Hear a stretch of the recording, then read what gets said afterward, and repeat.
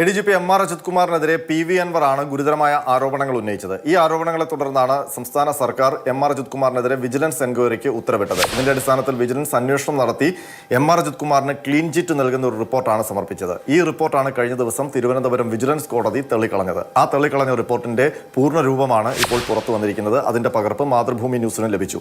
ഈ റിപ്പോർട്ടിൽ 5 ആരോപണങ്ങളാണ് വിജിലൻസ് അന്വേഷിച്ചിരിക്കുന്നത്. ആ 5 ആരോപണങ്ങളിലും കൃത്യമായ തെളിവില്ല എന്നാണ് വിജിലൻസ് കണ്ടെത്തിയിരിക്കുന്നത്. ഇതിൽ ആദ്യത്തെ ആരോപണം മലപ്പുറം SP-യുടെ ക്യാമ്പ് ഓഫീസിൽ നിന്ന് മരം മുറിച്ച് കടത്തിയതുമായി ബന്ധപ്പെട്ടാണ്. എന്നാൽ മരം മുറിച്ച് പുറത്തേക്ക് കടത്തിയിട്ടില്ലെന്നും MR അജിത് കുമാർ അതുപയോഗിച്ച് ഫർണിച്ചർ നിർമ്മിച്ചിട്ടില്ലെന്നുമാണ് വിജിലൻസ് കണ്ടെത്തിയിരിക്കുന്നത്. ഇതിനെ സാധൂകരിക്കുന്ന മൊഴികളായി രേഖപ്പെടുത്തിയിരിക്കുന്നത് കൂടുതലും പോലീസ് ഉദ്യോഗസ്ഥരുടെ അടക്കമുള്ള മൊഴികളാണ്. രണ്ടാമത്തെ ആരോപണം ഷാജൻ സക്കറിയിൽ നിന്ന് MR അജിത് കുമാർ 2 കോടി രൂപ കൈക്കൂലി വാങ്ങി എന്നുള്ളതാണ്. എന്നാൽ ഷാജൻ സക്കറിയുടെ മൊഴിയുടെ അടിസ്ഥാനത്തിലാണ് ഈ ആരോപണവും വിജിലൻസ് തള്ളിക്കളയുന്നത്. ഷാജൻ സക്കറിയ മൊഴിയിൽ പറയുന്നത് PV അൻവറിന് തന്നോട് വിരോധമുണ്ട്. ആ വിരോധത്തിന്റെ അടിസ്ഥാനത്തിലാണ് MR അജിത് കുമാറിനെതിരെ ഈ ആരോപണം ഉന്നയിച്ചത് എന്നുള്ളതാണ്.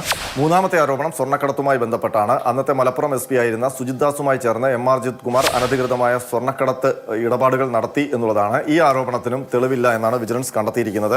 നാലാമത്തെ ആരോപണം തിരുവനന്തപുരം കവടിയാറിൽ ആഡംബര വസതി നിർമ്മിക്കുന്നു എന്നുള്ളതാണ്. എന്നാൽ ഇതുമായി ബന്ധപ്പെട്ടും വിജിലൻസിന് തെളിവുകൾ കണ്ടെത്താൻ കഴിഞ്ഞില്ല. ഈ ആരോപണവും വിജിലൻസ് തള്ളിക്കളയുകയാണ്. അഞ്ചാമത്തെ ആരോപണം അനധികൃത ധനസമ്പാദനമാണ്. ഫ്ളാറ്റ് വിൽപ്പനയുമായി ബന്ധപ്പെട്ട അടക്കം ഈ ആരോപണം ഉന്നയിക്കുന്നുണ്ട് PV അൻവർ. എന്നാൽ ഈ ആരോപണത്തിൽ MR അജിത് കുമാറിന്റെ സഹോദരന്റെ അടക്കം മൊഴി രേഖപ്പെടുത്തിയ ശേഷമാണ് വിജിലൻസ് തെളിവില്ല എന്ന് കാണിച്ച് ഈ ആരോപണവും തള്ളിക്കളയുന്നത്.